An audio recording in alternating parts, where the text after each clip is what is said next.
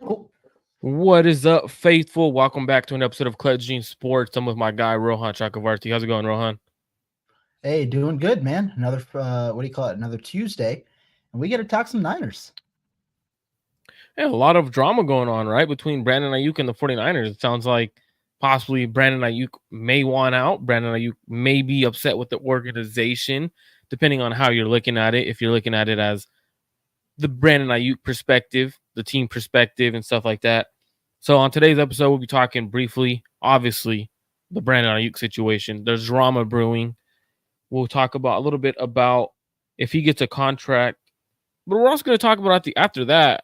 I do want to get into it with Rohan to talk about which four other 49ers should be up for a contract extension this offseason, and if the 49ers will make an extension with any of their players that are restricted or unrestricted free agents after this following season. So we'll talk about that. Before we get into anything, Rohan, the main part of all this drama, right, going on. What up, brother Bob? But the main importance of everything, right, is there's drama brewing.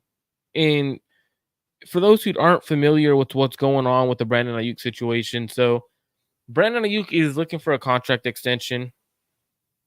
Now, Brandon Aiyuk also has met with the team as of yesterday, right, Rohan? It was yesterday he met with the Yep. organization.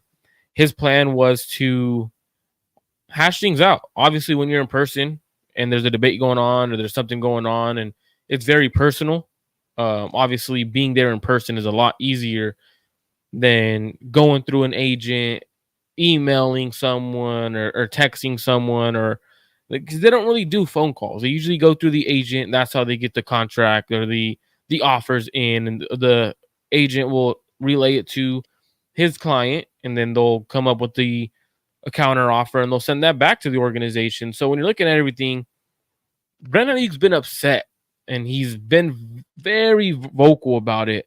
Then they had a meeting, and then today he goes on a Instagram post and he comments, "I thought they weren't trying to trade me."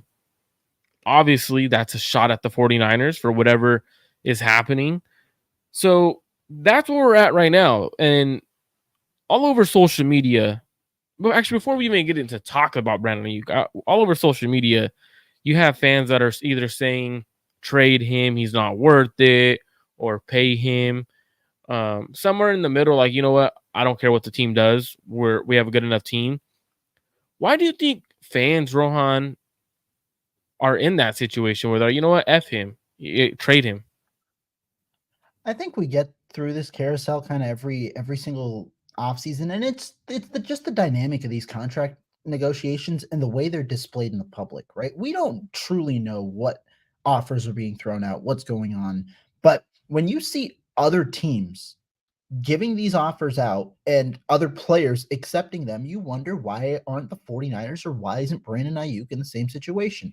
Obviously, when you hear the word offer being thrown out where Brandon Aiyuk wants more than what the 49ers are giving, the natural inclination is why is he kind of being greedy, right? When all of these other players have agreed to certain offers at this stage. And I think that's where the thought, especially this late in the process, that's where the thought process goes.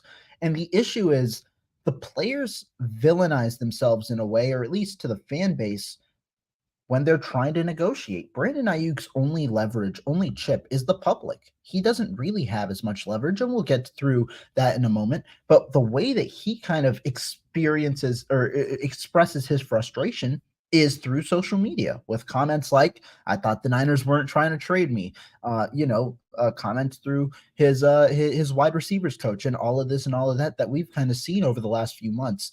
And unfortunately, it's half of the fan base goes towards Ayuk's side, half of the fan base goes the other side.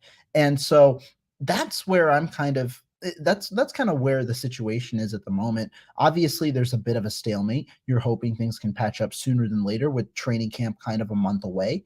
But to right now, I think it's just the natural carousel that kind of goes along where you're as fans, you're a little frustrated that this deal isn't done already. And so I think that that's kind of where the process.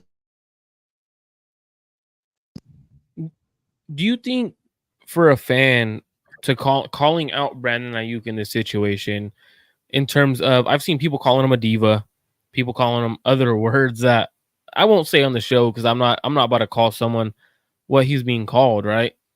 But like when he's being called this diva XYZ, I've never, and I just want to ask you this: have you ever heard Brandon Aiyuk during the season when he was with Jimmy Garoppolo, or even the last couple of seasons, complain that he's not getting the ball in the offense? I've never heard that, so I don't know where this diva phrase is coming from. It sounds like people are calling him a diva because of the contract negotiations, but I'm pretty sure most people would be in the same situation on doing whatever they have to do in order to get their word across to the public and stating where their frustration is and why it lies and how the negotiation is going to get the public on their side. Do you think Brandon Ayuk's a diva? No, I don't think diva is the right word. I mean, you see the thing about a word like diva, you only hear it when these negotiations are going on. Ayuk has kind of bid his time. He's done his part, throughout the last few years. He hasn't complained usually when he hasn't been the focal point of the offense and things like that. And now that he is, he just wants to get his money's worth. I don't think players. I don't really truly know how many NFL players that fans characterize as divas at times are truly actually divas. I think that there are some where you can see that there are frustrations wherever they end up going, but I don't think Brandon Ayuk is in that category. Shout out to dedicated. I'm not going to say the first one. Dedicated gaming platform. I was about to say it wrong. But he goes, 49ers front office are stuck in, but the locker room and the leaders of the team are raving for a BA contract at $25 million. I've not seen one player talk about BA's contract at $25 million. I don't see $25 million happening. The reason is we saw Deebo Samuel get extended a few years ago. And when you look at Deebo Samuel's average per year, if you want to look at the contracts and everything, I believe he's sitting roughly at 23.8 or 24 million average per year. Mm-hmm. So when you look at that, there's no way with the huge explosion of the receiver market that I see Brandon Aiyuk settling for 25 million per year, unless the 49ers decide to go 55 million guaranteed at signing, which would make him the second highest guaranteed money at signing. Then you could lower the APY, but I've not seen one player talk about his contract in terms of money wise, and I don't see a team doing it or Brandon Ayuk's side doing it because Deebo Samuel just got paid, and that would put Deebo Samuel lower than like the 7th ranked receiver. It would put him barely like in the top 10. And I don't see him doing that with the explosion of the receivers, him just being named to the second team All Pro. I don't see that happening. Rohan, do you see him taking a contract at 25 million? No, and just for reference, let's just look at the top 10, only APY. Let's just look at the top 10 receivers, and you'll see the amount of receivers that changed the market this offseason. Justin Jefferson obviously leads the way at $35 million. That one was just a completely different deal than we've seen. Obviously, one that blew the market away. But even if you look underneath him, A.J. Brown got a new deal this year. And that was a 3-year, $96 million deal, 32 per year. He's number 2. At number 3, Amon-Ra St. Brown at just over $30 million a year. At number 5, Jalen Waddle got $28.25 million a year. At number 8, Devontae Smith, he got $25 million a year. At number 9, Nico Collins got $24.25 million a year. And so when you look through all of these contracts, you're wondering, is Brandon Aiyuk better, or is he around the same caliber as some of these players? Sure. And I just named you, I believe, 6 guys that just got extensions this offseason that have now made it into the top 10 in money at average, like APY, average per year, at the receiver position. And so when you're looking at that, do you expect Brandon Aiyuk to be underneath that category? Because Deebo Samuel's at 11, and you expect Brandon Aiyuk to be ahead of him and also in the range of some of these guys. The unfortunate reality is at the beginning of the offseason, when we were talking about $25 million per year, the market has completely changed from there. The receivers that I named, I believe, if you are at $25 million per year, that's the number 8 receiver in the NFL right now.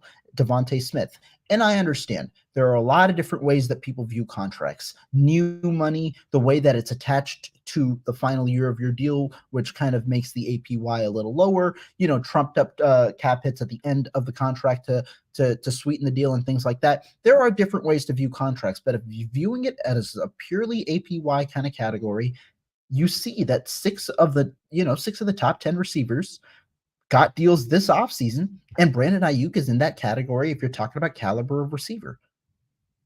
And even if we wanted to point at, for example, I think the more important number is the fully guaranteed number, right?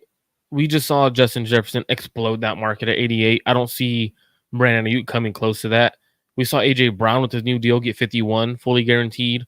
Calvin Ridley, who I think isn't as good of a receiver, 47. Jerry Jeudy, Right. he got 41. So it's like, okay, now we look at the number. Debo's at 41. So you're looking at least for Brandon Aiyuk to surpass some of those guys. Some of the guys you also mentioned, Nico Collins, he just had his first 1,000-yard season after two 400-yard seasons. Devontae Smith, he got extended early, right? After year 3. I know a lot of people on my comment section on Twitter were like, oh, you don't know what you're talking about. The Niners couldn't have extended Brandon Aiyuk last year and saved money.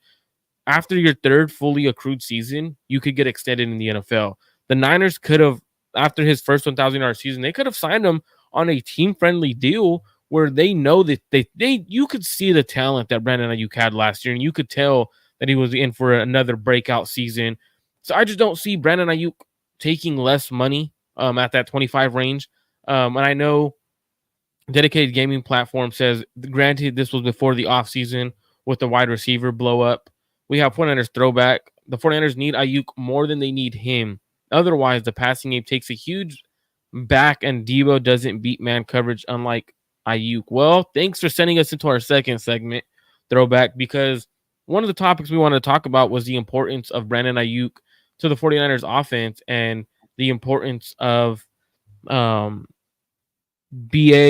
to Brock Purdy. So I put out a poll yesterday just to do a quick little poll on Twitter. And I was just very curious to see if if fans think the 49ers have changed their mindset on things.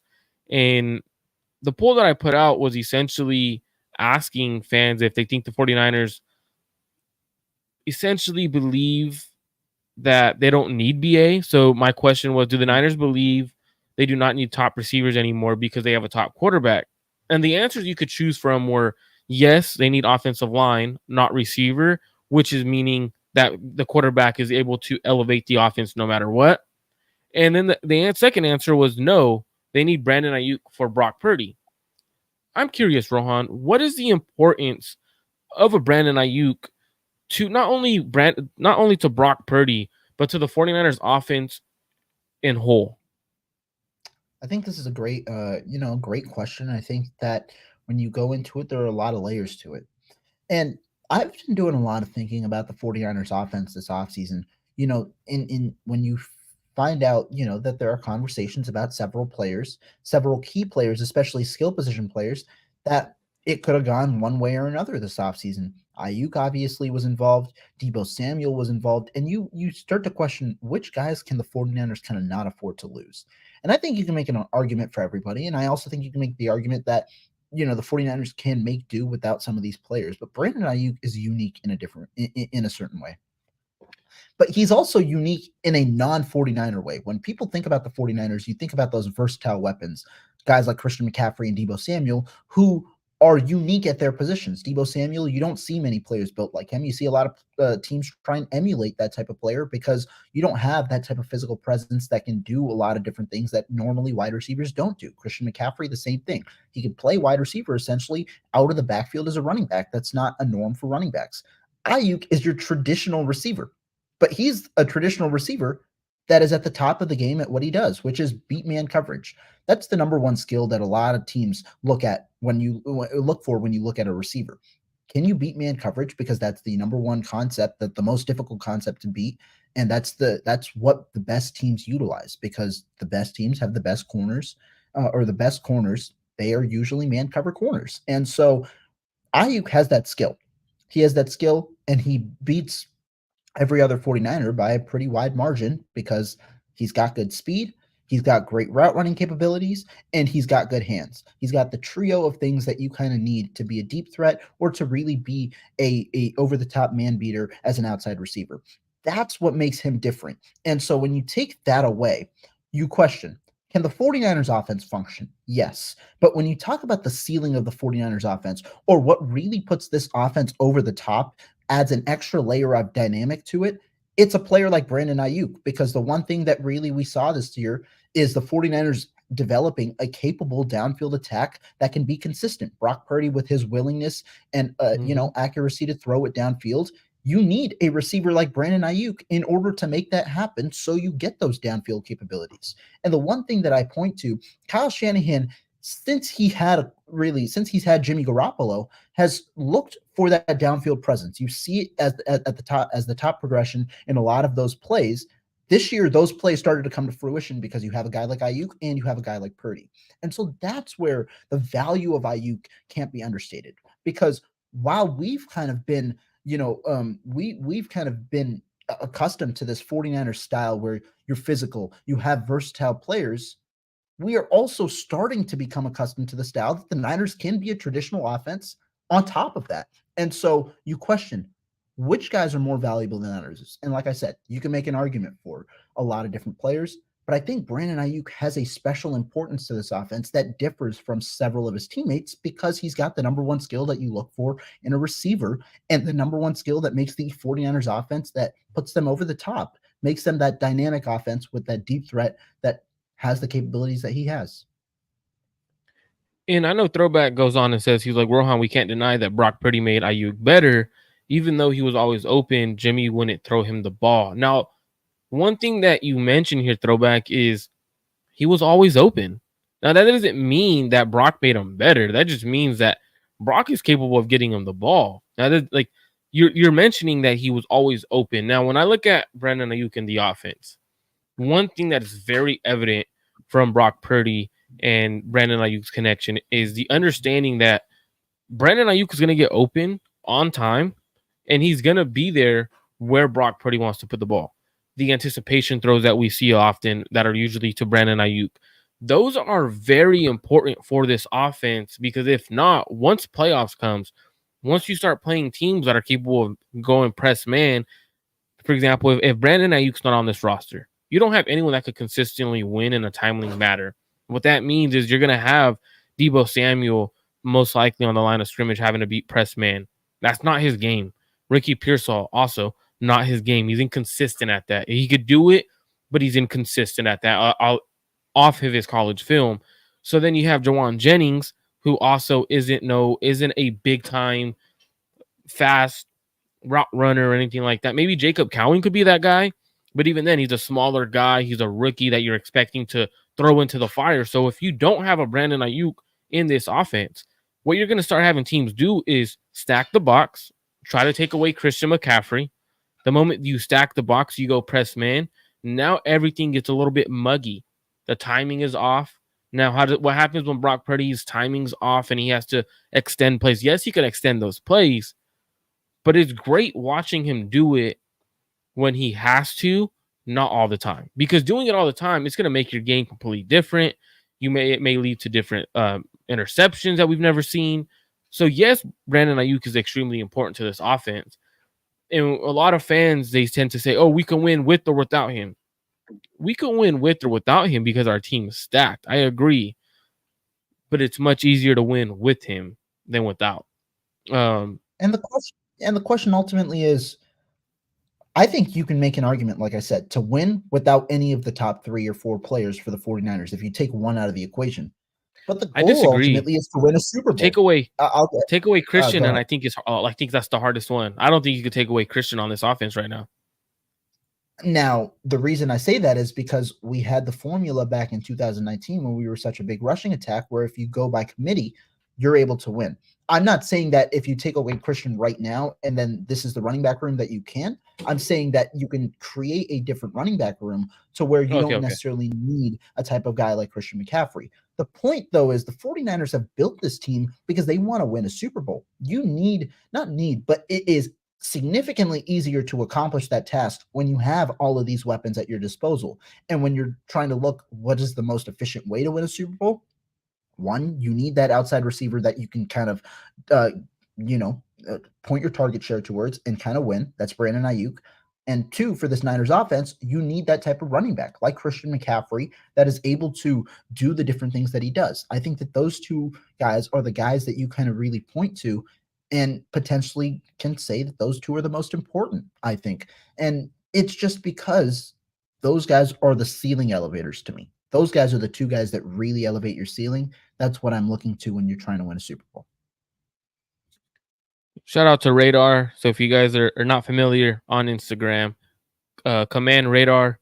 Obviously, he's a Commanders fan. You can see Jaden Daniels in his picture. Shout out to him. Obviously, tuning in because Brandon Aiyuk is connected to Jaden Daniels and the Commanders, which we'll get to later when we talk about possible trade destinations. For me, I just think the element of the downfield attack that Brandon Aiyuk brings when you have to beat press man, and you're more likely going to have to do that in the playoffs. I think we've seen teams do it to the Niners in the playoffs, especially in the Super Bowl, right? Obviously, a way that the Chiefs feel like they could beat the 49ers. And this is not just one time in the Super Bowl, twice. Stack the box, go press man, and force your quarterback and the receivers to beat press man and beat you. And when you look at that, I think you have to have Brandon Aiyuk on the roster. I think not having him not only just makes the life of Brock Purdy harder, it makes it a lot harder on Kyle Shanahan having to scheme things wide open. And when you're not scheming things wide open, how does the offense look? We haven't seen that. We truly haven't seen that because you have a guy who can get separation and get open like Brandon Aiyuk. We've seen what he's capable of doing when he gets those 9+ targets in a game, going for 100+ yards and XYZ. So that's very interesting to see. And what I mean by Christian McCaffrey, right? So what I mean by taking Brandon Aiyuk off the roster, you're not able to replace him now. So you have to go into with the roster you already have. It's not like when the Niners trade Brandon Aiyuk, they're able to draft another receiver right away. Same thing with running back. If you take Christian McCaffrey off this roster with the running back room they have, I'm not sure they could Yeah, win with. that's true. So that's what I meant. If you take them off the roster, what it's like now, and obviously you're losing Brandon Aiyuk. I don't know a room with Brandon Aiyuk. To be honest, if we had to lose a receiver, I'd rather have to lose Debo if it was between the two, Brandon and Aiyuk, or Debo and Aiyuk. I would rather have an Aiyuk, Jennings, Pearsall receiver room than a Debo, Jennings, and Pearsall because I know for a fact that Brandon Aiyuk could beat press man. We've seen it game after game in the playoffs, big on the big stage. So that's where I'm at right now. We do see dedicated gaming platform is we need a little strong running back room to better offset the CMC loss. Yeah, Agreed. yeah. Golden Sam says BA lives in Reno, Nevada, closest tax-free state to Santa Clara. I mean, it doesn't really matter. He's still Also going to get from taxed there, for I believe. California. Yeah. He's from the Bay. Then I believe he moved to Nevada. Grew up a Mhm. Niners fan, so I think that's also weighing in on him during this time. Is growing up a Niners fan and having to go through this negotiation, feeling disrespected. That plays a lot on someone, man. Especially when a lot of things get personal and you feel like it's a personal attack against you. The only issue, Golden Sam, is if I'm not wrong, Rohan, correct me if I'm wrong. He will still get taxed for the California wages because he's Yeah. playing those games in California, I believe. Correct? Like I believe every game check gets taxed where you play. And so it depends. So like the reason that a lot of people talk about the tax free is because 8 of the games, your home games, get played at home where you don't get that tax free or you don't, get taxed per game check for those. But then the other game checks wherever you end up playing, that's where you'll get ultimately taxed for those. So I was corrected. He grew up in Rockland. I thought it was the Bay. So I saw a video that he was from the Bay Area, or he went to. Maybe I'm wrong. I think you're right. I think he went to a JUCO in the Bay Area. Um, Uh-huh. so yeah.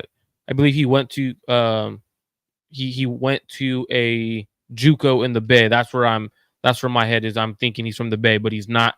You're right. He's from Rockland. Went to a junior college in the Bay Area, Arizona State, but his family's from the Reno, Nevada area now. So Roger Morales, shout out to the Rams fan. How big of an offensive change do y'all believe will happen if BA is gone? I'm gonna let you go first on this one, Rohan. I think that I don't know if the 49ers honestly changed their offense in terms of philosophy. I think Kyle Shanahan, he has a vision for his offense. I think he keeps it the same. Essentially, Ricky Pearsall, if Brandon Aiyuk is truly gone, which we'll get to if we believe that, but if he is gone, Ricky Pearsall goes into the Brandon Aiyuk role. He's now your outside De receiver facto that number kind of one. Yeah. yeah, you kind of have him run the same routes as Brandon Aiyuk. And so the target distribution might change. I don't think the offensive philosophy changes, but you also probably place a bigger emphasis on guys like Debo Samuel and Christian McCaffrey and George Kittle, obviously, the three others. You might find different ways to get Christian McCaffrey more targets. Debo Samuel, you might be, you might have a shorter average depth of target for Brock Purdy just because you're throwing shorter passes to Debo Samuel and working the yak game. And then to me, if Brandon Aiyuk is gone, the number one target for me is George Kittle. I think he's the guy who kind of takes over a bigger workload. Obviously, you worry the risk of injury with a bigger workload, but George Kittle seems like he'd kind of take over as the bigger role. To me, though, like I said, offensive philosophy doesn't really change with Ricky Pearsall in there. It's just the way that the Niners offense would look. Target production or the target share changes. The production probably changes for certain different players. And you probably see the Niners offense be less explosive. And so maybe less points. And you see an impact in a different way for their identity.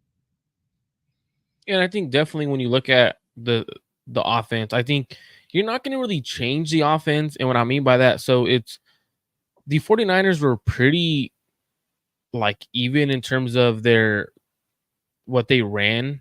So they tried a lot of 21 personnel. They ran that at a 37.8%, which is I believe second ranked in the NFL. And then out of 11 personnel, which majority of the NFL is going to, is essentially 11 personnel, which is the new 21 personnel. They're using that bigger receiver as that blocker. And kind of what the Rams have done. They went 11 personnel, a little more pass heavy. So it's not the same offense as Kyle Shanahan normally runs. However, they're out of EPA. They're ranked out of EPA. The Niners are number one, even though they're the 31st ranked team that runs this 11 personnel. They rank first out of EPA. So I still think there'll be a run heavy offense. Now, within the first three quarters, the Niners passed the ball 17th in the NFL in terms of passing within the first three quarters. The entire game, it was 32nd. Obviously, they led a lot of those games. So I think they would still be in that 17th range. It might drop to like 20, 23 range only because you don't have that true passing attack of an offense if they do lose Brandon Aiyuk. But honestly, I don't see the offense changing much. I think even with when you look at the Niners with Jimmy Garoppolo, they still ran a Kyle Shanahan-like offense, which is run first, get into the play action, make easier throws for your quarterback. So typically just what the Niners like to do. Obviously, it's go 20, 21 personnel, and then 11 personnel when they want to. So definitely going to be interesting to what they do. Radar says, do you think the Niners played their hand with Brandon Aiyuk's contract extension? Because I would have extended him last year. This is a great question, Rohan. Would you have extended Brandon Aiyuk last year, or do you think this was the perfect offseason to see him do it again for another full year? And did they overplay their hand thinking, you know what? The receiver market is not going to explode that much, and we could get him someone a good deal. What are your thoughts on this question? Great question, by the way. Yeah. It is a great question, and I'm actually working on an article for this because I think it's a philosophy kind of thing with the way that teams extend players. The Niners have been pretty vocal that they like to extend players with 1 year left on their contract. That's why Debo Samuel got extended, with the 1 year left, even though he didn't have a fifth year option. Brandon Aiyuk, they wait for the 4 years, and then this is after his fourth year that they're looking to extend him. They do it with 1 year left on their contract. That's not the same with other teams. Marco pointed out the example earlier. The Philadelphia Eagles chose to extend Devontae Smith, a 2021 first-round pick, after his third year. He still has his fourth year and the fifth year option, and the Eagles decided that they wanted to go ahead and extend him early. I think that there is a value in extending after the third year. Now, I do think teams have kind of shied away from this recently because the team that really loved to do this back when they were true contenders and won a Super Bowl was the Los Angeles Rams. They had a significant number of players that they extended after their third year, notably Todd Gurley, Jared Goff, and they were trying to get ahead of the curve. Unfortunately, those contracts ended up hurting them a little bit. Gurley, obviously his injuries kind of hurt him. The Rams ultimately cut him. The Rams also traded Jared Goff after giving him such a big deal to get Matthew Stafford. They ate a lot of money in that deal. Ultimately they got the Super Bowl, but that's what teams are worried about. And when you give them such a big contract, you're worried that that deal is ultimately going to come back and potentially hurt you down the line because you're doing such a big investment so early. To me, though, I think there is, especially with the way that markets are significantly rising at positions like receiver and quarterback. I think there is a true value in going after that third year. I think the Niners could have, or at least should have, tried to address the topic last offseason, like the Eagles did this year, because Devontae Smith's price probably is $5 million per year higher next year, or $3 million per year higher next year. I think the Niners could have done this. They could have found a better way also to structure the deal, because you have one more year of a cheap, cost-controlled contract that you can shift money into.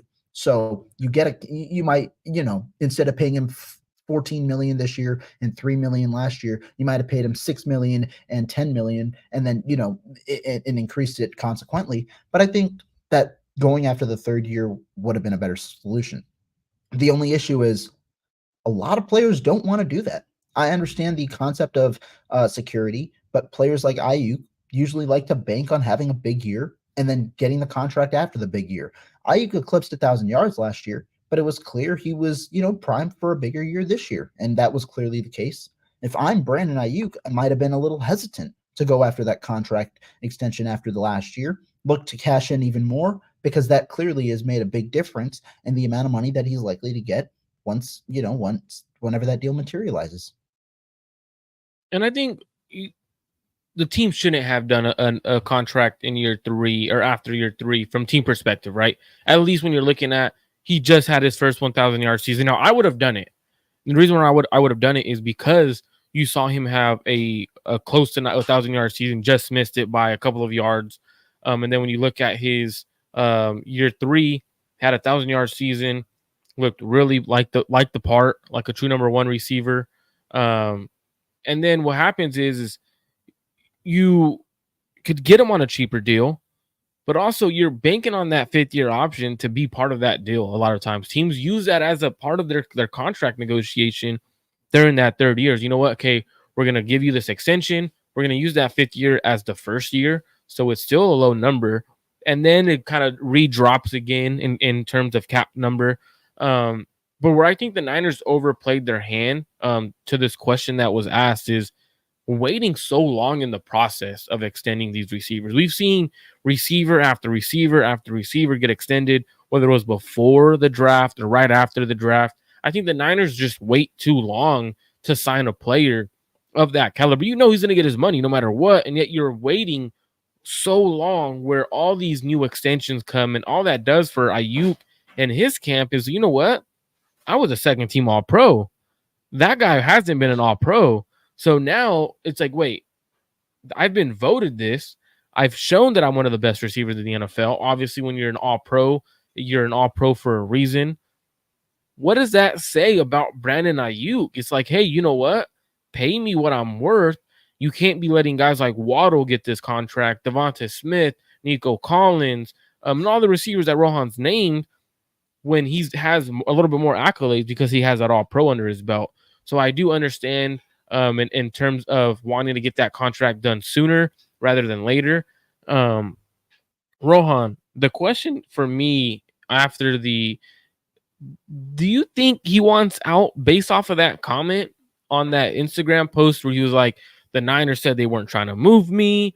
What do you think is going on with Brandon Aiyuk? Is he trying to be moved at this point? Do you feel the sense of disrespect from Aiyuk's end? Do you feel like, you know what? Like, you don't just go out there and comment something like this unless you feel disrespected or there's something else going on. What are your thoughts on, does he want to be moved?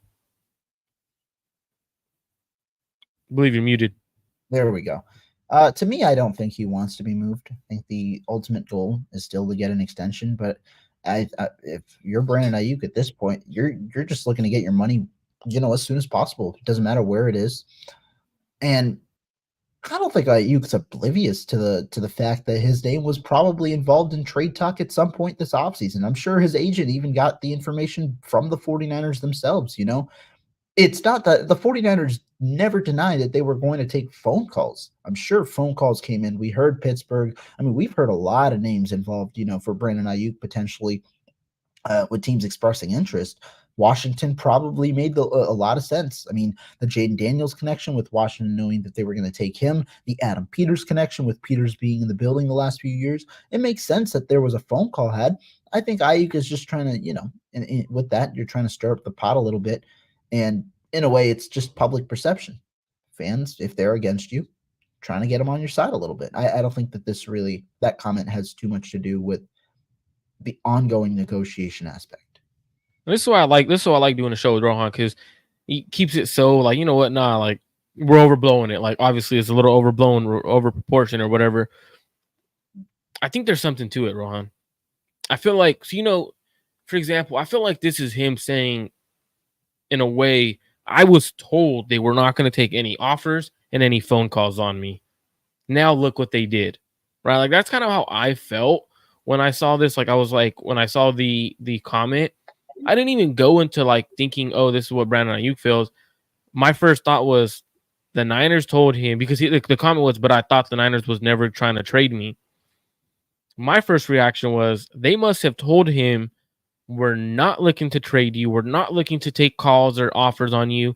Yet reports come out that they took offers from the Commanders, that it fell through. So that's kind of a little disrespectful if the team did tell him, hey, we don't plan on taking any calls. We don't plan on taking offers on you. They end up taking these calls. They take these offers. It's a little disrespectful to the person, Brandon Aiyuk, not necessarily the player, because you told him and he took your word for it that, you know what, I'm not going to have to worry about any trades. All I need to worry about is the contract negotiation with the 49ers. And now he's having to worry about trades because there's teams calling on him. So I think that might have been a little disrespectful to him. And I feel like that may be why he called for that meeting with the Niners yesterday. We have, shout out to the coach. If you guys haven't, make sure you guys subscribe to his channel. Bang Bang says, so essentially BA is upset. What's the real outcome? They may have screwed up the timing and negotiations, but ultimately they hold all the leverage. Trading BA only hurts us as a franchise. I agree. It only hurts you as a franchise. So will the drama with Brandon Aiyuk, Rohan, will that end with the 49ers extension, or what is the outcome? Like obviously the question was, what's the outcome? Do you think the drama ends with the Brandon Aiyuk extension, or is he traded? Man, this is some light stuff compared to what we had with Debo. All right, this is light. No, I'm kidding. But like, I don't think this is going to be too. I don't think this is going to be too worrisome. I think the Niners get it done. Extension, get it done. Regardless, at this point, given that this is a lot different because Ayuk had a 5th-year extension, whereas Debo did not. And so. And also you have, you're pretty clear with the Ayuk situation, whereas Debo had that one big year. I think the Niners will ultimately get it done by the time training camp comes around. My main concern is just we've seen what's happened kind of with the last two situations. Debo Samuel in 21 and then Nick Bosa in 20, or I don't know the years exactly. Nick Bosa last year, Samuel back when he got his. They both acknowledged that they had slow starts to the season because they were away from the facility for that long. Ayuk's been away from the facility. I'm not saying he's not trading or anything, but it takes some time to get back into football shape, to get back into the groove of things, reacquainted with the team and things like that. That's what I'm worried about, where you don't want a slow start for Brandon Aiyuk, and you also want him to make sure that he's healthy, right? Throwing him back into the fire too quick to the season, that's not the best thing. Bosa, obviously, he pretty much just he was thrown straight into the regular season, that kind of thing. But with this situation, I think that the 49ers will get it done. Regardless, I think the worst case scenario is just he plays the 5th-year option to begin the year. They figure out a deal at some point. But I'm not too worried in the sense that Niners have all the leverage. They can do what they want. And I think that they ultimately will get an extension. Just knowing that when you look at all their moves from this offseason, it's posturing for the Niners to go into their future with Brandon Aiyuk as their focal priority at receiver. They didn't touch Deebo Samuel's deal, making it clearer. Also took a lot of phone calls on him, making it clearer that they don't know if he's going to be a part of their future. And he has a tradable contract next year. There's clearly a lot of interest in him. You're hoping a bounce back year gets you the capital that you want. You drafted Ricky Pearsall with the hope of obviously replacing Samuel and having two man beaters on the outside. I think that all the dominoes point to trying to keep Brandon Aiyuk. The Niners have kind of remained on that front. I don't think that this drama ends poorly for the 49ers. Now, I'm not going to guarantee an extension. There is a slight chance he Guarantee goes it, on Rohan. Guarantee it. but it just feels like this is going to end in an extension because we still have so much time before training camp. Give the fans of the show what they want to hear, Rohan. Guarantee an extension. What do you... Man, because hell, who knows? He could come out there, play fifth year option, tear up. He could just tear off the Niners on his jersey, go out there, and just like slap an Aiyuk or slap his logo on there. Puts a black electric tape on the Niners part. Something like that. Gets fined. He could do that. He could do that. And then do the Marshall and Lynch. I'm only here so I don't get fined, that type of thing. So we had happen. Jonas says 1 point, Marco, 2016 Falcons, Matt Ryan threw for 4,900 yards and only receiver with over 700 yards was Julio at 1,400. Shanahan thinks he can scheme anyone open. It's hubris, but it is what it is. I think Kyle Shanahan probably thinks he made Julio Jones, if we're being honest. Like, he probably thinks he invented Julio Jones, which would be hilarious if he thinks that, because Julio Jones is one of the greatest receivers to ever play in terms of talent-wise. Ryu Ken says trade his ass. Tired of all the whining. I mean, there's no whining going on. You don't see him whine when he's on the field. He is publicly stating his frustration with the organization. That is not whining. That is him just telling the fan base what is going on. We saw it with Deebo. It's funny. A lot of fans typically, when a contract negotiation comes, they always say trade a player.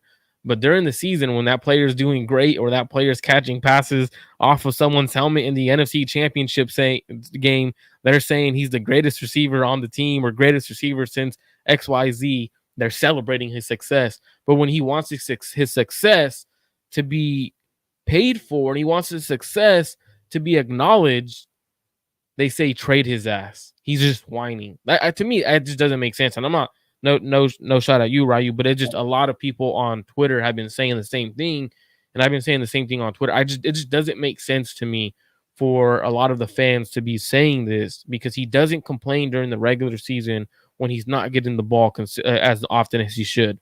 He's not complaining when he goes a game with only 3 targets. He puts his head down. He went through Kyle Shanahan's doghouse, got out of it, has become an all-pro receiver. There's no complaining going on. He's doing everything the organization has asked from him. All he is asking for is a contract extension at a fair rate that he believes is his price. That's not whining. That's him staying true to his value. So I don't understand where you're coming from.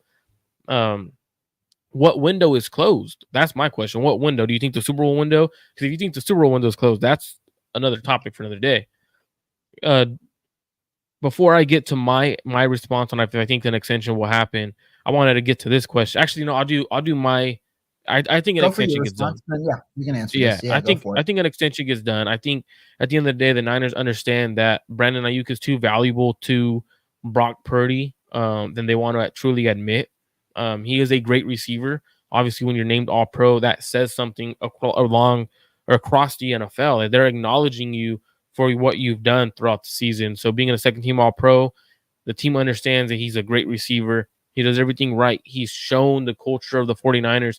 You want to be able to draft players and develop them into All Pros where the first year they may be struggling to learn something and they put their head down and they learn it. I think he does get extended. I don't think it's going to be at the number that people keep throwing out. I keep seeing people throw 30, 32. I think his number that he has in mind, obviously he's going to throw 30 million out there so he could get what he wants. I think 27, 28 is that range that he wants. The biggest number that he wants, in my opinion, and I think what's holding it up, the Niners have been wanting to do 3-year contracts with players. They did it with Deebo. They have done it with, I believe, if I'm not mistaken, CMC's was a 3-year deal, was it not? 2-year extension, but 2-year, yeah, right? So, but they got so him initially when he had 3 years left. Yeah.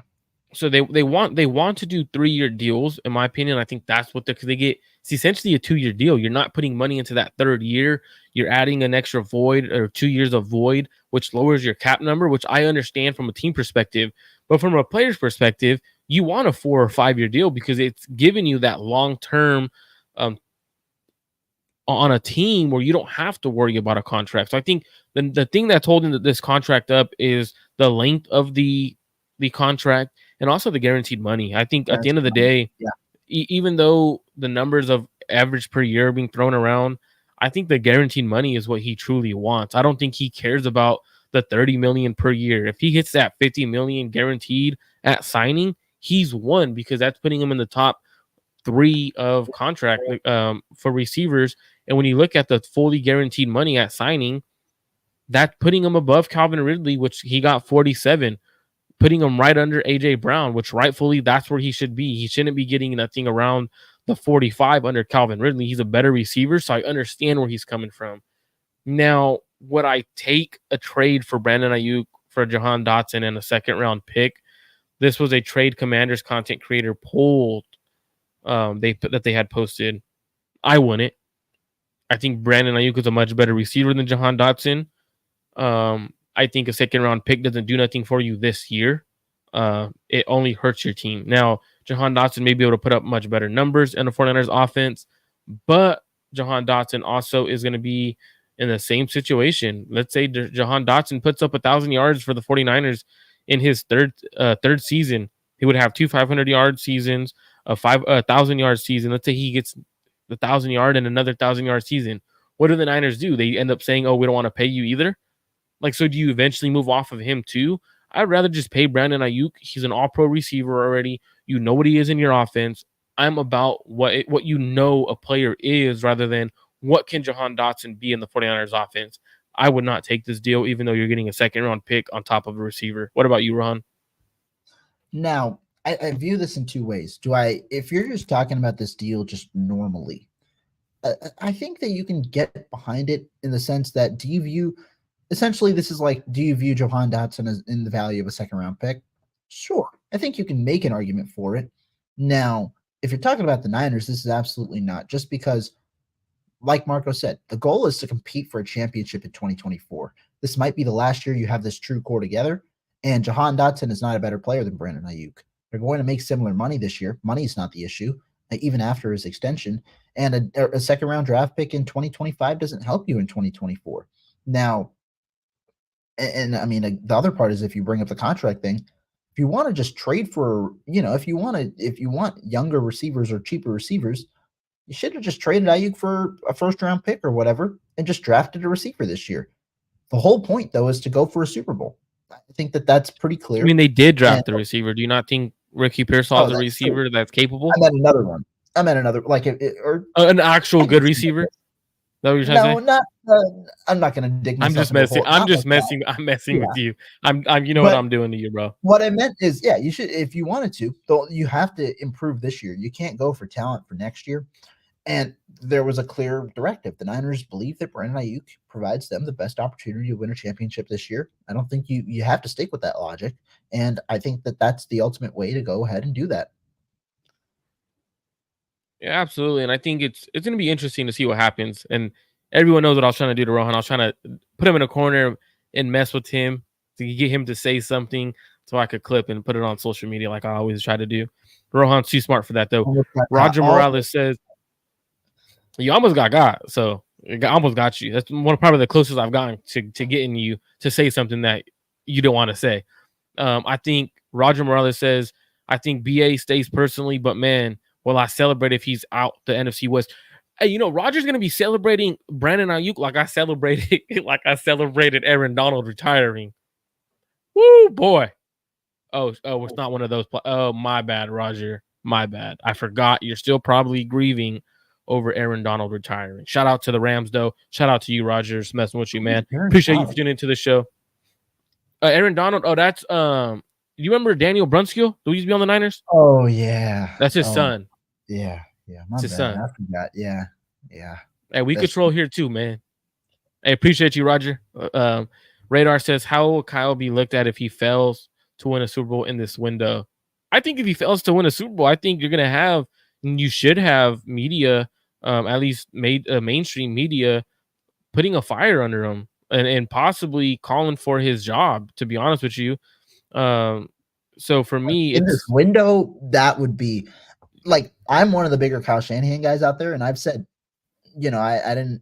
But what is the window though? Is the window Brock Purdy? No, I was viewing window by the time Brock Purdy gets his extension. So 2025 was my window. So the next 2 years, before Purdy gets his extension, was my window. And so if he fails by then, that's significant because he's going to now be in the category of best coaches of all time to never win a Super Bowl. And that's not a great category to kind of be in, He's going to be in the Andy Reid category before Reid kind of joined the Chiefs. And that's like, when you talk about the tiers of coaches, that's directly tier number 2. He can't ever eclipse that hurdle if he doesn't win one. No, yeah, and it's one of those ones where he has the quarterback. So next year, after 2025, after 2020, this season, 2024, I think he gets his extension. 2025, he'll still be on a cheap deal before that number starts to skyrocket. So I mean, yeah, you have to start talking about him as being fired, getting rid of Kyle Shanahan if he can't win it with Brock Purdy, obviously with the core that they have and how great of a roster they have. It's just very interesting to see. I mean, I'm not going to go there yet. We're not going to have that conversation yet, but it is something that we would have. And like Radar says, we just want players to get what they deserve. Dedicated Gaming Platform says, great stream. I got to head out, and I left a thumbs up, and I got the notification on for the future. Great Discord. I appreciate you, man, even though you're probably not here anymore. You're the real one. Roger comes back and says, AD did what he promised and rode off in the sunset. He did win them a ring. I give you that. One of the best players of all time. Give him that. Now, if he would have been traded, I would have lost everyone would have lost their mind. Now, Rohan, what team should trade for Brandon Aiyuk? If he is traded, what team do you think should trade for him? I know I'm going to give a team after you that I don't think anyone's talked about, and I think he would be the perfect fit for this team. But I'm guessing you'll probably end up saying it because you probably have the same idea. I haven't even looked at potential teams, so I guess off the top of my head, if you're kind of thinking about it, you're looking for teams with, that kind of need that receiver one kind of guy or something like that. I know a lot of people, you point out Pittsburgh. I think Pittsburgh is fair. You do have George Pickens there, who I guess you could end up making the number 2, but you might have to pay him sooner than later. Washington, obviously. Hold on, wait. Before we continue, this dude, Brother Bob, shows up for the beginning of the show to act like he's watching the show, and then shows up and is like, "Okay, I'm back." Wow. But wow, Brother Bob, wow. We appreciate you. Wow. No, that's not going to fly here. Wow. Now, wow. I do have a couple in mind. I don't know if I personally would like all of the options, but I'm looking for teams that kind of need that receiver one, have a good quarterback in place, and could have certain pieces. If you're looking in the NFC, my underrated one that would never ever happen just because of the history of the two teams is the Green Bay Packers. I mean, they're a team with elite young receiver weapons who I think could all end up being receiver number 2 kind of guys. If you're done with the Christian Watson experiment, you could look to package him in a pick in a trade or something like that and send him over to San Francisco. He kind of takes over the Aiyuk role. And then you've got him. You've got Dontavion Wicks. You've got, Romeo Doubs. You've got Jaden Reed. You've got a lot of talent over there that they could do. Obviously, the thing is they have a lot of talent, so might not need it. The New York Giants, that could be an option. Him and Malik Neighbors kind of having a duo with Neighbors now on a 4-year deal that's relatively cheap. I think, though, if you're looking at AFC teams, which are more likely, the Buffalo Bills. They're a team that's the team I was going to name. Okay. See, and this is why I don't like Rohan. This is why Rohan just be, man, Rohan. What am I going to do with you, my man? Josh Allen needs his new Stephon Diggs. Dude, imagine, but not even though. So the thing is, those people were calling Brandon Aiyuk a diva, right? Mm-hmm. A diva is like Stephon, because Stephon, you turn on the film and you see Stephon throw his hands in the air, pout, put his head down. Aiyuk wouldn't care if Josh Allen's picking the team apart and he's only gotten 3 targets in the game. So like that, for me, that is the ultimate team. If they're looking for a receiver to pair with Keon Coleman, go get Brandon Aiyuk like that. But I'll let you continue before I keep going. And I'll give one or two more. The two ones that I was really looking at, again, you don't know if San Francisco would trade them. The Baltimore Ravens and the Buffalo Bills. Baltimore, obviously a big time contending team, but their receiving core hasn't ever been strong early or to the caliber that you'd hope for Lamar Jackson. Zay Flowers, Rashad Bateman, Nelson Aguilar. That's the trio right now. Bateman has kind of been up and down with the injury issues. Flowers is electric, but you kind of view him more in the slot. Get him the outside guy with Brandon Aiyuk. Or, obviously, like I said, the Buffalo Bills. That makes sense. And then the one that I'll just throw out there for fun is what do you call it? The Los Angeles Chargers. Not necessarily a competing team, a team that likes to run the football. I just love to see Justin Herbert throw the ball to Brandon Aiyuk. But if I was going with my top two, it'd be Buffalo or it'd be Baltimore.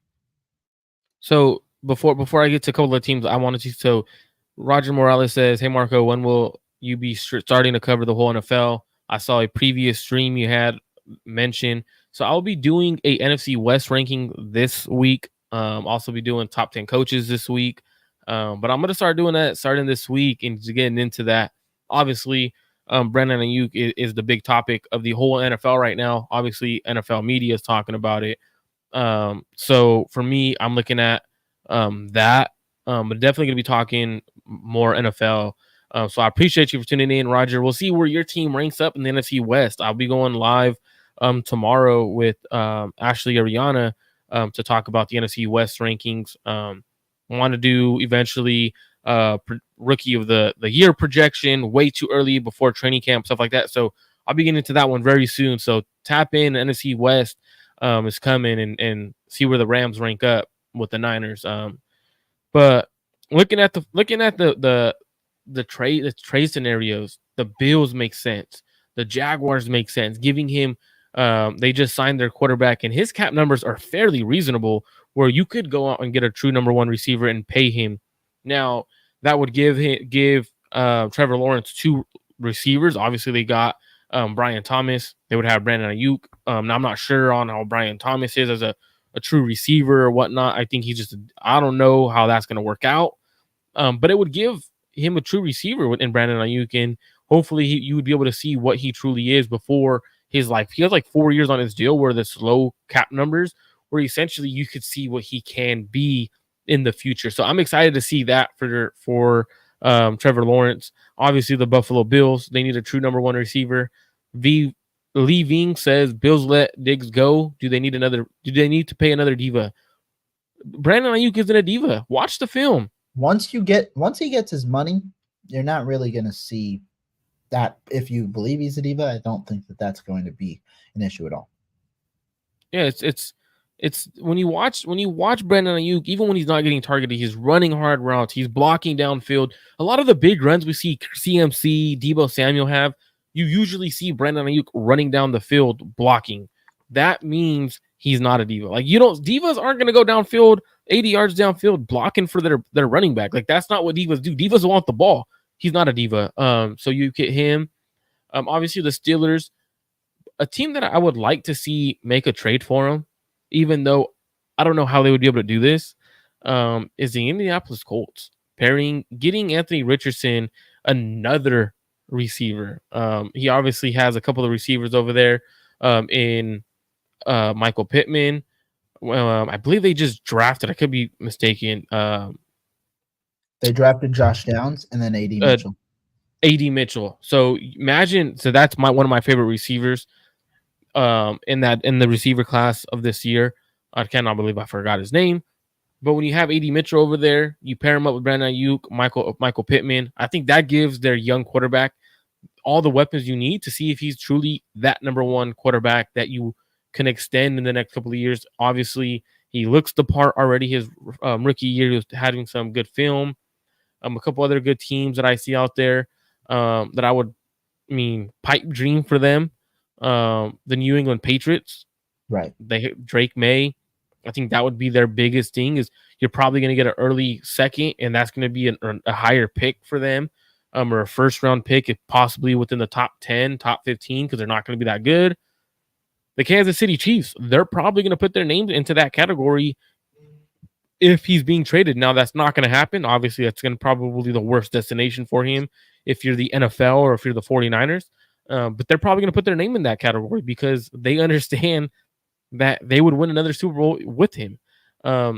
Pay me diva, not player diva. You could. That's I don't get it because when the quarterbacks do it, we don't. We ain't. I guarantee you, no Niner fans going to be calling Brock Purdy a diva when he wants to get extended. I don't get it. Or like any other quarterback, they don't get called divas. I don't get why other players get called divas when their contracts are up. It just doesn't make sense to me. So our quarterbacks divas, our head coaches divas when they're ready for their extension. Was Kyle Shanahan a diva when he wanted his extension not so long ago? Like that's to me, that's how I see it. But Rohan, is there any other players out there on the 49ers roster that should be extended before training camp? Obviously, you want to lock up some players and get those guys going. Yeah. Obviously, leaving before we get to that, leaving says, why is there drama around the situation? 49ers Niners do contracts late, may or may not be the best way to do business. Aiyuk knows that, and it's still a bunch of drama. Maybe because the team, maybe because when you see a bunch of people get promoted before you and get that extension before you, it feels very personal. Maybe there's a human aspect into it, and then it's not just a football player aspect. Maybe that when you look at it, we don't know what's being said behind those closed doors in the negotiations. Maybe Brandon Aiyuk was told that, hey, we're not going to take any calls on you. We're not going to negotiate with any other teams on a trade. Yet they had done that, and it's been reported that they did it. Maybe he was lied to. Maybe he was told that by a certain day they wanted to have a contract done and they wanted to meet in the middle or something. We don't know what's going on. His frustration obviously tells you that there's more to the negotiations that are being out there being told by the media. Remember, the media, the guys like Adam Schefter and stuff like that, who aren't former players, they're giving you what the team wants you to hear. For example, we heard Ryan Clark say something yesterday, and that was directly from Brandon Aiyuk because these players are starting to go to former players in the media to get what they have to say out because they know reporters like to report for the team. So that's my perspective. Rohan, any 49ers that should be extended before the training camp? You look at the 2025 group, right? And what do I mean? The 2025 free agents. The Niners have a lot, If you're looking at that group, guys who are kind of on their final year of their deal, Aaron Banks is a guy who you kind of think of. You look defensively, Dre Greenlaw is a guy who's going to be a free agent after next year. Charvarius Ward is going to be a free agent after next year. Talanoa Hufanga, Diamador Lenore, really that entire cornerback group except for Renardo Green is going to be a free agent after next year. You have a lot of guys who play crucial roles for the 49ers, and I think that they are all kind of in that extension category, obviously alongside Brandon Aiyuk. And so to me, I pointed out two cornerbacks, Diamador Lenore, Charvarius Ward. I think it's imperative. You have to pay one of the corners. The cornerback position has been underrated by the 49ers, for a long portion of this current regime, but they've proven their value. And I think you need one lockdown corner at least. Given the contract situation, I kind of lean towards Charvarius Ward, even though Giamador Lenore is younger, just because Ward has a $12.2 million dead cap hit next year that a lot of people aren't considering. If Ward goes in free agency, the 49ers still count $12.2 million against their cap.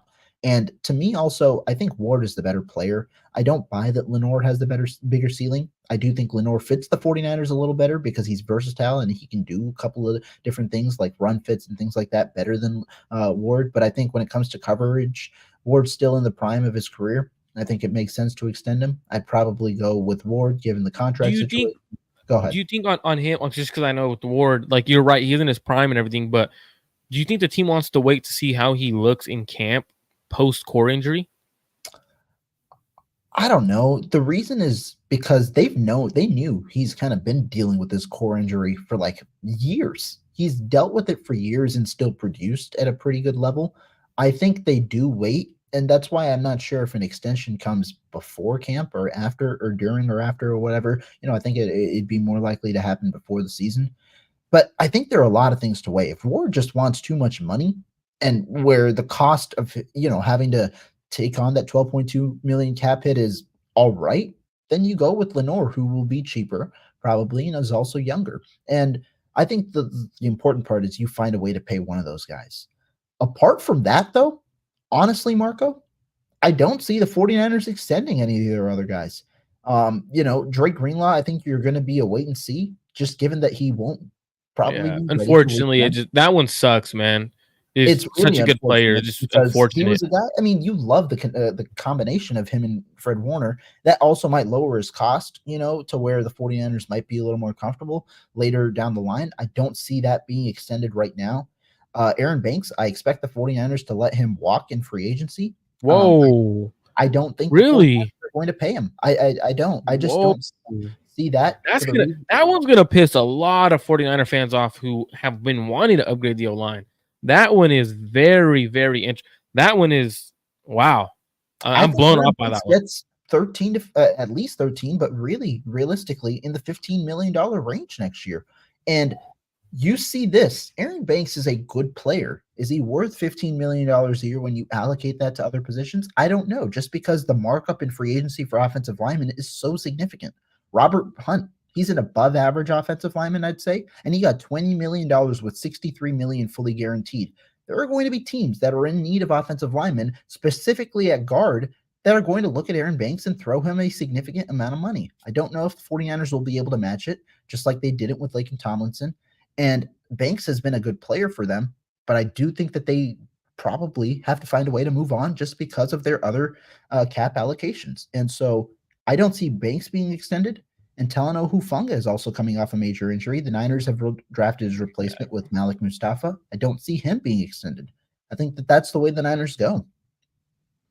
Unfortunately, I agree with you on the Hufanga one. Even though he's one of my favorite players on this roster, I just love how he plays, and just him as a person and as well is just for me. I definitely think I would like to see him get extended before training camp. I don't see it happening. Now, if he was to take a low contract where it's very Right. team friendly, I could see them doing it. Now, he's an all pro last year or the year before or before last year, tore his ACL this past season. Coming off that big injury, I don't see the Niners extending him before training camp. Now, I would love to see that because he's my favorite player one of my favorite players. I think Fred Warner is my favorite, and then Hufanga. But for me, I think they should extend Aaron Banks now. Get him on that signing bonus. Get him on that signing bonus money because the moment you present the signing bonus money to an offensive lineman where he's not getting paid crazy money. I believe his contract was only a It's like 4-year, $7 probably million four years. deal. Yeah, somewhere around a Yeah. million a year. So this is his highest base salary, which is like a 3 million. So you could get him on a contract where it's gonna look team friendly because that guard market has skyrocketed. Like every position is starting to go up. So if you could get him on that good deal, obviously I would do Aaron Banks. I would not extend Charvarius Ward at the age of 30. Gonna hit that 30 range. Coming up next year, we'll be 29 this season. Turns 29 by the time they would extend him in 2025. I just want to do that one. I would instead do Demo. I want them to extend Demo before the offseason. Another guy that I really want them to extend, but I don't think they do. When you're looking at the 49ers roster, there's not many players that you're looking at where like, you know what? They should extend this guy. But that guy for me, unfortunately, I have two. fortunately, I want to hear you. Go ahead. he's a restricted free agent. Hmm. He plays running back. I think they Oh. should extend Jordan Mason. Oh, okay. Now you throw Jordan Mason a very team friendly contract. Now remember he was undrafted, so that contract's it's gonna hit different. It's gonna feel a little bit different for a player like that. I think he's capable of being a number one running back in the NFL in terms of running the ball. I think he could be a great number two to Christian McCaffrey. I want to see him get extended before training camp. I think he is the number two running back in the 49ers backfield right now. And I think it would be wise for them to keep him. Now, he is a restricted free agent, so they don't have to do that. For me, I'm just saying that I want to see a guy like him get rewarded. They could let him play out, give him that tender where it's like $2 million or whatever he stays on the roster for very cheap. And then they could think about it after that. So his contract isn't really worrisome, or you don't got to worry about it. Another guy that I want to see them extend that they probably won't is what can I not think of his name? Malik Collins, because you traded for this guy. Mhm. You traded for this guy. Now, you didn't give up much. You only gave up a 7th-round pick. He's only 29 years of age. Now, defensive tackles could play a little bit longer. He has an out in his contract next season, so he's under contract. No, it's a Essentially, since he got traded, he has no guaranteed money past this year. Next year is like a $10 million salary that is non-guaranteed. Okay, so on the thing on Spot Rack or OTC, both of them, they have him as a unrestricted free agent in 25. So I don't know. So I would extend him, give him, obviously change that. I'm not giving him that 10 million that he has of a cap hit. It's like 9.5. Extend him, lower that number. I think early, but I think he may be a very good pass rushing interior defensive tackle for the 49ers. So those are some guys I would extend. And the reason why I brought this conversation to the Brandon Aiyuk conversation, because we're talking about Brandon Aiyuk getting extended, and the media has only talked about Brandon Aiyuk when the 49ers have so many key free agents coming up next year. So this is the time where it's like, hey, wait, there's other guys who should be negotiating contracts, but unfortunately, because they're not the big name player, they're not getting talked about like that. So that's why I wanted to shine some light on some of those guys and talk about a guy like Talanoa Hufanga, who is a big name player, but unfortunately, due to the injury, he's not going to get a contract. A guy like Dre Greenlaw, another injury where he might not get a contract, where Aaron Banks has played well. So for me, that's why I brought the conversation up in terms of who should get extended before the training camp. Yeah, and I think that those are all good names. The last two I'll throw before we get out here that I honestly think are realistic. One truly kind of depends on his future, and one I think is an underrated name. I think George Kittle is the guy who's going to be a candidate for extension. Reason being, the Niners, they chose to touch up his deal this offseason, and they, that makes it really difficult to kind of move off of him. You obviously could eat, whatever the dead cap hit is above 15 million or so next year. You can make it a post June 1st cut like they did with Eric Armstead this year. But I think that George Kittle's a guy who the Niners view as really valuable, just given their struggles at identifying talent at the position. He could be a guy who you, especially hopefully post-surgery, you get him, you get him an extension, and you hope he's not necessarily worrying about his health as much. He's playing as physically as he was before. I think that you can kind of tie him down maybe on a 2-year deal or so and have him be a Niner for a while. Get him some guaranteed money, maybe a deals like Christian McCaffrey's where you get him some guaranteed money and potentially it's a little better looking deal than it initially might sound. And then the second guy is Trent Williams. If Williams is guaranteed, if he's committed to playing past 2024, past, maybe even into 2025 or 26, I think you could definitely find a way to extend him. Trying to extend this window, lower his cap hit, for this next year. And you could extend him for a year or two because the Niners, I know there was a report where they have had conversations about that. Williams could look for an extension. And if he's down to play a little longer, find a way to get that done and get yourself some financial flexibility over the next few off seasons. So I'm going to go 2 names, Rohan. You could throw 2 names. Future 8 free agents to Niners. Have we seen the Adam Peters potentially going after that we see? Demo? That's a good one. Go for it. Yeah. Demo at the cornerback position, depending on what the cornerback situation looks like for the Commanders this year. I know they signed a couple of guys and drafted a few guys. I think Demo could be one of them. I think another guy who they could possibly go after is, and then I'm only going off of unrestricted because obviously Elijah Mitchell. Those are the 2 guys, a running back and a cornerback. But obviously Hufanga would be in there too. But go ahead, Rohan. I think my top guy is Dre Greenlaw. I think, they're going to look for the Bobby Wagner replacement after, that's after a damn good one. Middle linebacker. That's what Dre Greenlaw wants to play. Perfect timing. There's a trust. He might get a 2-year deal out of, coming out of his ACL injury. I think that he could lead that defense, be the middle linebacker for them. So I like the Demo pick. I'll add Dre Greenlaw. Damn, that's a damn good one. I didn't think it because I think he'll eventually get an extension with the Niners. I hope. I mean, Mhm. It's kind of hard to lose him. I mean, when you have your Patrick Willis, Navarro Bowman kind of replacement that people like to compare to, even though I don't think Fred Warner and Dre Greenlaw are at the Willis and Bowman level. I thought those two dudes were just those couple of years that they had that run, they were different. But they're Right. two damn good linebackers in today's NFL. And then Leon Sandcastle said Debo for the Herbig brothers. Pitt gets us SF receiver. We get a good O lineman and ascending linebackers. I don't even know who the Herbig brothers is. I think one of them is like an edge rusher. I'm not sure what the other one is, so I'd have to look into them.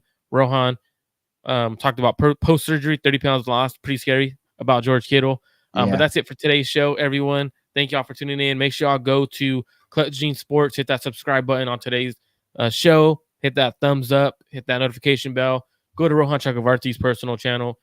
Also hit that thumbs up, notification bell, and subscribe to his channel as well. Thank you guys all for tuning in. I'll be back tomorrow for a show of ranking the NFC West. We're going to be ranking the quarterbacks, the head coaches. We're going to be ranking the teams. So there's a couple of different conversations to go in there, and it all kind of ties in together with each other to see what the NFC West is. So make sure you guys tune into that. Rohan, do you have anything planned for the rest of this week? Not sure. Traveling at the moment. We'll figure it out when we get back. But this was a fun show. We'll see if we can get one more done before the end of the week. Sounds good, everyone. Hope you guys have a great rest of your guys' night. Make sure you guys stay safe, stay hydrated. If you're in California, it's very hot.